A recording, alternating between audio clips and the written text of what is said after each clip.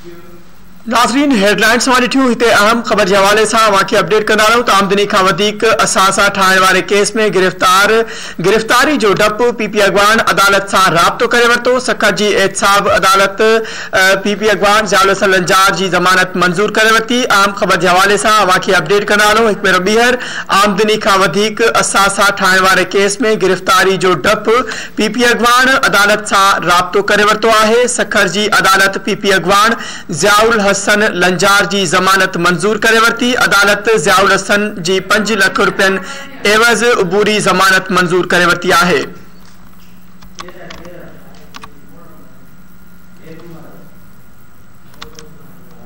सखर जी अदालत पीपी अॻवान ज़ियाउल हसन लंजार जी ज़मानत मंजूर करे वरिती आहे। इन हवाले सां तफ़सील मालूम कंदासीं। धरती टीवी सखर जो रिपोर्टर ज़ियाउल हसन लंजार इन हवाले सां तफ़सील मालूम कंदासीं। धरती टीवी जो रिपोर्टर मोहरो महर असां सां लाइन ते मौजूद है।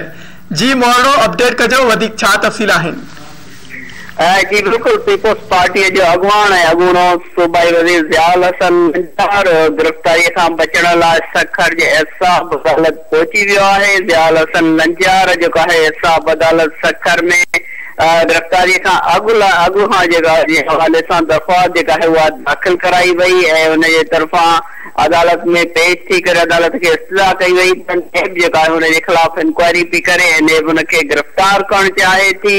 उन लाइ जेका उनजे तरफ़ां अदालत खे ज़मानत मंज़ूर करण जे लाइ दरख़्वास्त इस्तदा कई वई। अदालत वकीलनि जा दलील ॿुधण खां पोइ पार्टी अॻवान ज़ियाउल हसन लंजार जी 5 लख रुपयनि एवज़ गिरफ़्तारीअ खां अॻुवारी जेका अबूरी ज़मानत आहे उहा 13 दिसंबर ताईं मंज़ूर करे वरिती आहे। नेब पीपल्स पार्टी अॻवान ज़ियाउल हसन लंजार खिलाफ़ जेको आहे कुझु अरसे खां जेको आहे इंक्वायरी करे पई। उन सिलसिले में ज़ियाउल हसन लंजार नेब सखर जे ऑफिस में पेश भी थींदो रहियो आहे ऐं उन खां अॻु जेको आहे ज़ियाउल हसन लंजार सिंध हाई कोर्ट सखर मां अबूरी ज़मानत हासिल कई हुई।